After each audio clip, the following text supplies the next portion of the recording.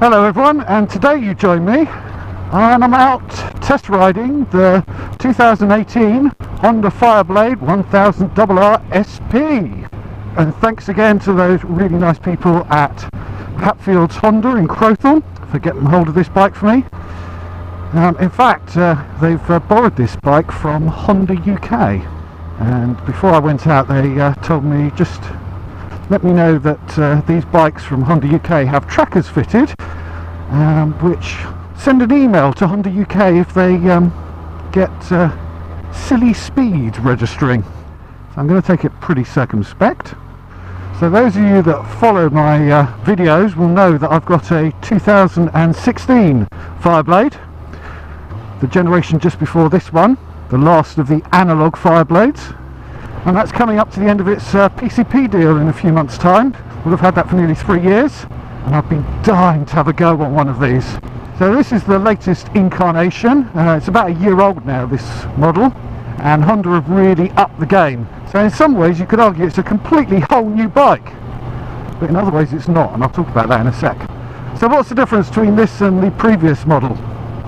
Well, they've upped the horsepower a little bit by about 10-11 horsepower, so this is now chucking out just shy of 190 horsepower.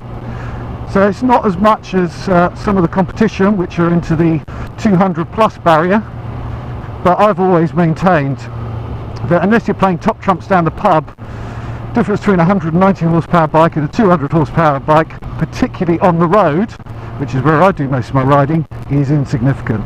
A couple of extra newton-meters of torque on the previous model, and this now has a full electronics package, and this SP version I'm riding, as you can see here, has got the semi-active suspension, so it constantly adjusts on the fly.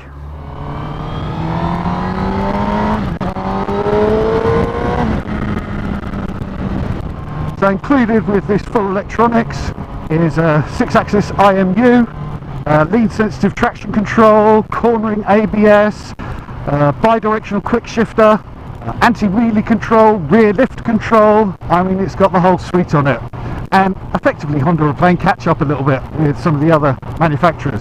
BMW on the S1000RR have had that for quite some time.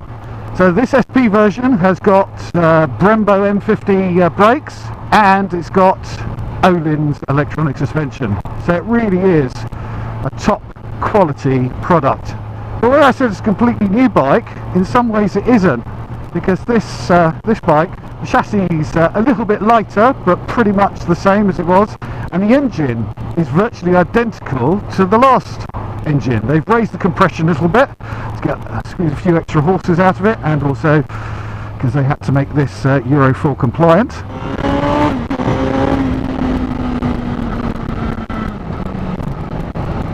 Wow. I've got it in the full fat mode, different riding modes, you change the powers. Up in the top full fat riding mode, that felt very, very sharp. The pickup just seemed a lot quicker than on my blade, and it drove, I could feel, I know it's only 10 horsepower, but I could feel the extra grunt. So I'm saying the engine's not really that new, it's, you know, raised the compression a little bit, but that doesn't bother me, because the engine in my blade is absolutely stonking, and this is no exception. It feels turbine smooth again, no vibes coming through the bars, and it just is really, really silky.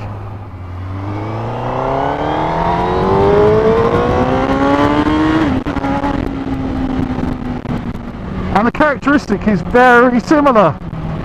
It accelerates pretty briskly until you get up into the upper reaches of the rev range, and then you can feel the power come in.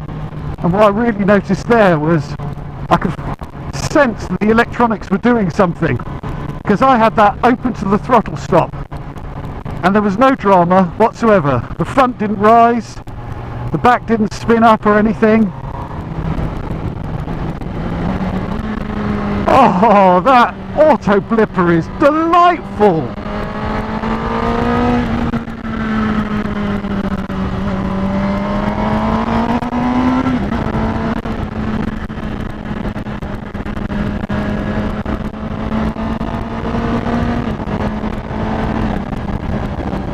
And that Quickshifter is amazing too. That was just on partial throttle and smooth as anything. Here we are, 6th gear, and I'm just going to bang it down the box. 5th, 4th, 3rd, 2nd. Just that is really, really impressive.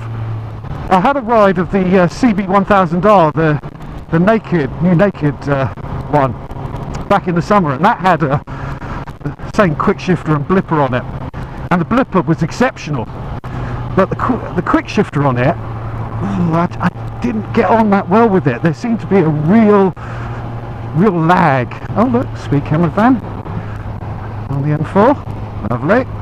Yeah, there was a real, it was cutting the ignition too much, and so it felt quite jerky, but no such things on this one. In terms of riding position, it is virtually identical. Yeah, this is an extreme sports bike position, but it still feels very roomy to me. You know, I'm 6'1"-ish. I don't feel like my knees are too cramped. I don't feel like I'm too heavy on my wrists. The seat feels a little bit harder than my seat, and despite this being Euro 4, this has got a lovely growl to it through that exhaust.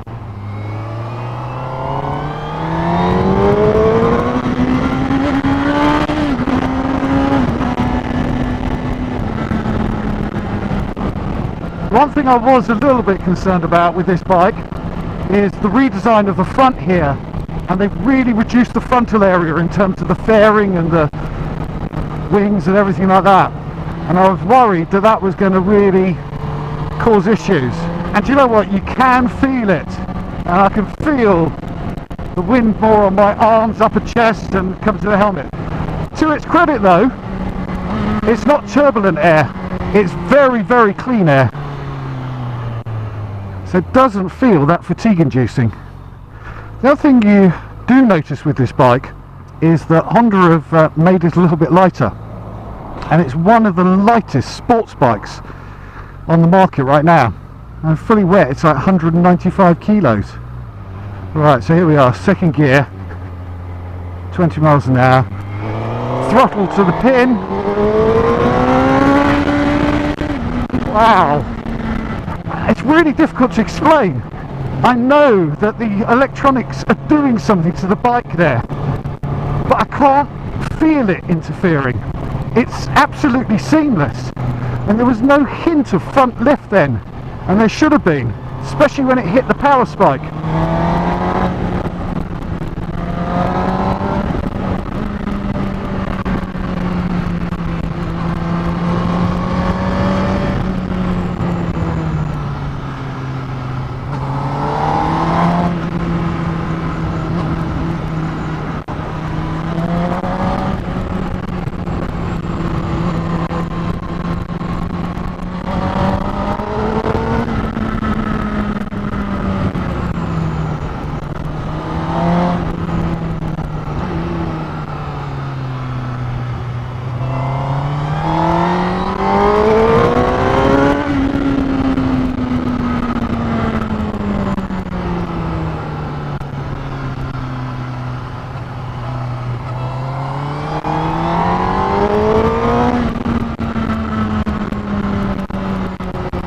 And that reduction in weight I was talking about, you can really feel it on the bike.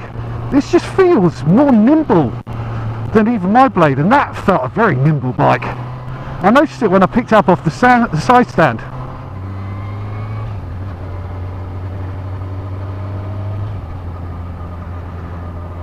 Even not using the Quickshifter and blipper, the gearbox is delightful. On my blade, I've never really felt like I've missed a Quickshifter. This is now the 2nd bike I've ridden with one, because my blade's gearbox, oh nice McLaren, my blade's gearbox is so silky smooth, and just with a slight roll off the throttle and click up, it's almost like having a Quickshifter. But this is a different world, this is a different league, and even at this level, look, I'm in 6th, just down to 2nd there without the use of the clutch. Awesome, awesome.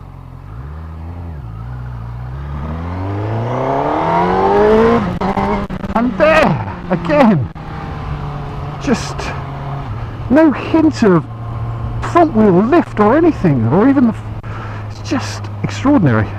What these electronics do is make me, a very average rider, all of a sudden look a lot more talented. Now, my old blade used to be able to sit at about 30 miles an hour in 6th gear and just kind of quite happily roll on, and this picks up exactly the same. One thing that's quite nice is you can change modes on the fly. You just change modes and then just shut the throttle off and it's done. So I put it into the soft mode, shall we say now, rather. I'm not going to say anything else. So that means reduces the power, increases the traction control, puts more engine braking up, and I've shoved it into the softest suspension setting.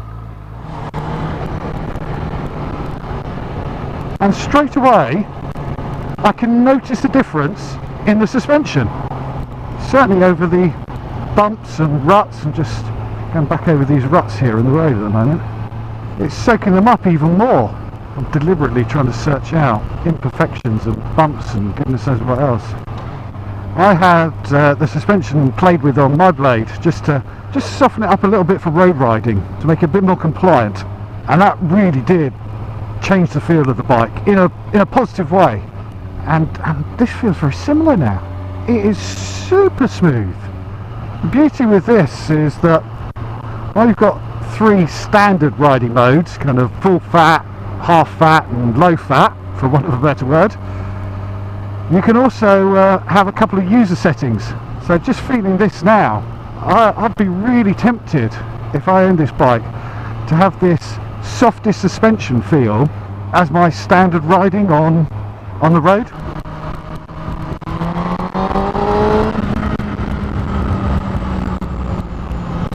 And even though this is in a reduced power mode, just overtaking there in 3rd, it didn't feel significant.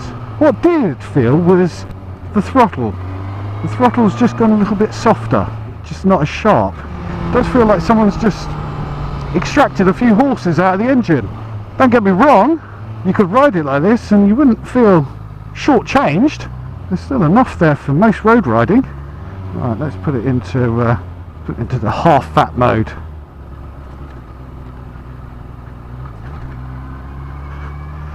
And yeah, once again I can notice a subtle difference on the suspension. Right, let's get this onto some high-speed dual carriageway straight motorway and see how she feels. So I've just slipped it back into the low fat mode with the most comfortable suspension, and we're here at sensible motorway speeds, up in 6th gear, and see, it confirms what I was saying a little bit earlier, that the reduced frontal area is pushing a lot more air onto you. You're not as protected, but it's not unpleasant and exhausting. Actually, in a crouch position, it's a lot better. And I think with a double bubble airflow screen, it would be even better. But sitting in a more upright position, that wind kind of takes a lot of the weight off your wrist and makes for a very pleasant riding experience. I mean, 70 miles an hour here in 6th gear is about 5,000 RPM. And yeah, this is the suspension setting for the motorway. Beautiful, lovely and smooth. This is the A329M, and it's this kind of horrible slab concrete that makes the motorway, and it's notorious for the bumps in the joins, and it really does iron them out. And even in this reduced power mode, there's still plenty of go to have to nip out and overtake something. I mean, here, yeah, it picks up very nicely. Interestingly, I've heard people talk about the mirrors and say that they're absolutely useless. I mean, they're sports bike mirrors, so yeah, they're not great, but I don't know, it's a little bit different here. The way I've got them set up, I've got half a mirror full of arms and elbows, but out on the extremities I can see I think, better than I can on my blade, what's behind me. Let's pop off and get into some real town commuting speed. Oh, you can never get... Oh, you can never get bored of that auto blipper. What I did notice there though is the brakes do need a bloody good grab. They're very soft on their initial bite.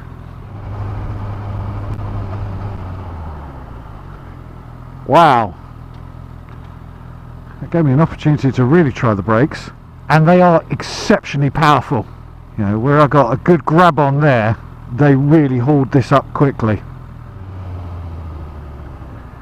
Let's see, inches similar size, very easy to slip through gaps in traffic.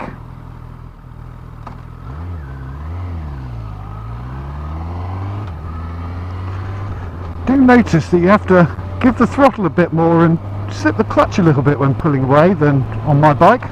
And I noticed that whilst the brake lever is span adjustable, the clutch lever isn't. I think that's a bit of a miss, but there you go. So while we're in town lower speeds, probably a good time to talk about this new display. Full colour TFT display. It's tiny, very small, but it's very, very nice. It's very clear. Rev counter and speedo and gear position, gives you all the information that you want. Some of the smaller stuff like the odometer and temperature, and that's the engine temperature, not outside temperature, is perhaps a little too small to read on the go, but the important information is all there.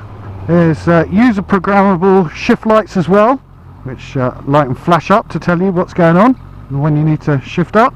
It's a very, very tidy bit of kit. My only complaint is that once again, Mr. Honda, you haven't included a fuel gauge. And what you do get is a fuel light that comes up on the side here, and a thing that crops up on the screen that tells you low fuel, and again does the kind of litres or gallons count up. But it can't be difficult to just slip a fuel gauge in. I mean, you know, I don't really want to see my average speed on the go or some other bits. I'd be quite happy if that was a usable toggle. It's very easy to see just at a quick glance down all the important information. You know, you can really feel the lightness of the bike in this sort of environment. It's very easy to slot in and out of the traffic, nice and easy to control at low speed.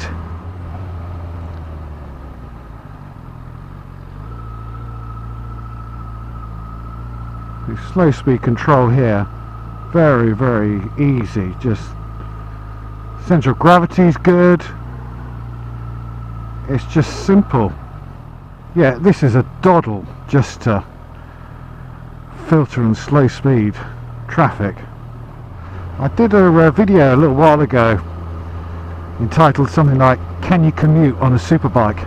and I came to the conclusion of, yeah, if you wanted to, you could. And this is no exception. In fact, I think this is a little easier to ride.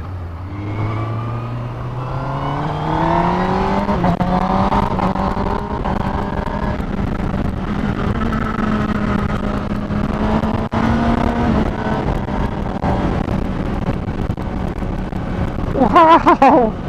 Just that little stretch there has given me more reward and feedback than I've ever had on any bike through there, and I've ridden that a fair time on a few bikes. This is another one of my favourite stretches of road coming up. So I'm in 4th gear. I'm just going to roll on the throttle.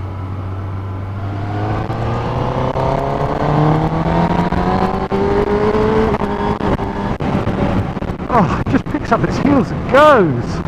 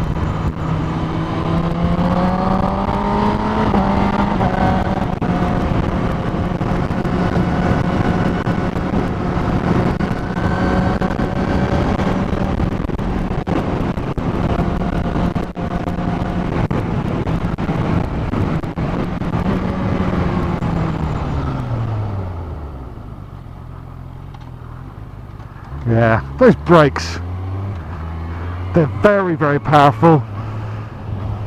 So I'm going to try and sum up my thoughts on this bike. For me, it's everything I hoped it would be. You know, if you're someone who's ridden a Fireblade or currently owns a last generation Fireblade, it's very much an evolution of the Blade. It's lighter, it's sharper, it's faster, it's more forgiving.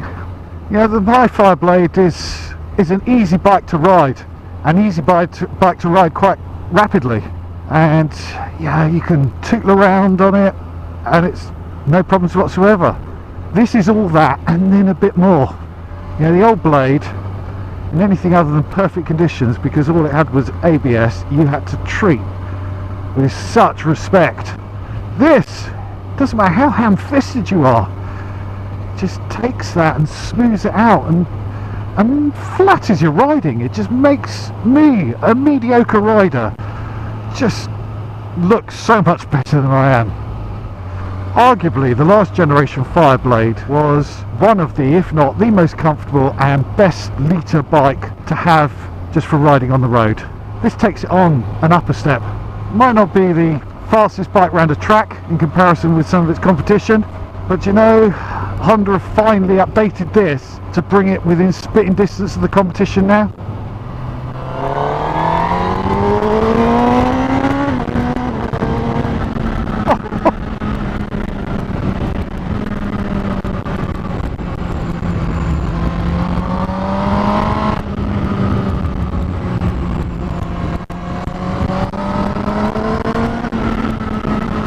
What Honda have done, have made an already very capable bike into an even more one.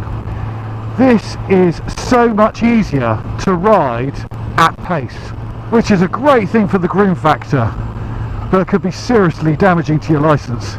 There is only one kicker though for this bike, and that's its price. The 2019 model, where they've just tweaked the electronics a little bit, I think to make the anti-wheelie independent from some other part of the system. This bike retails at £19,999, so 20 grand. Yeah, they've moved it on a lot, but have they moved it on that much? I mean, even the base model with, you know, still pretty good Showa big piston fork suspension, Nissan front brakes rather than the Brembos, and without the Quickshifter, I mean, that's still £16,000, and of course bikes have gone up in price. But when you think that the new BMW S1000RR Sport, which comes pretty much with all this stuff, can be had for about 17-ish, it kind of makes this bike look a little bit expensive. So would I buy one? Would I chop my blade in for this? For the bike, unquestionably, absolutely, without doubt. In every way, it is a better bike than my current Blade. Would I buy one at 20 grand? Sorry Honda, no I wouldn't. Despite the fact that it does this.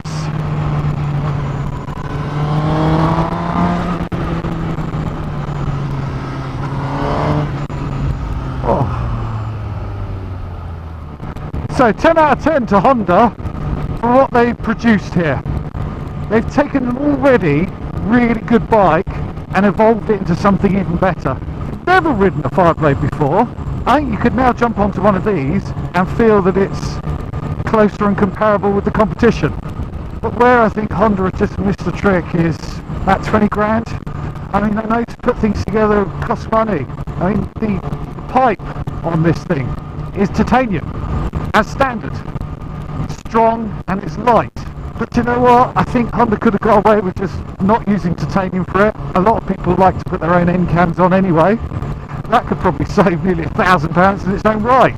As good as this bike is, at full retail price, Honda has shot themselves a bit in the foot here, because there are comparable bikes, some might argue even better bikes, for less money.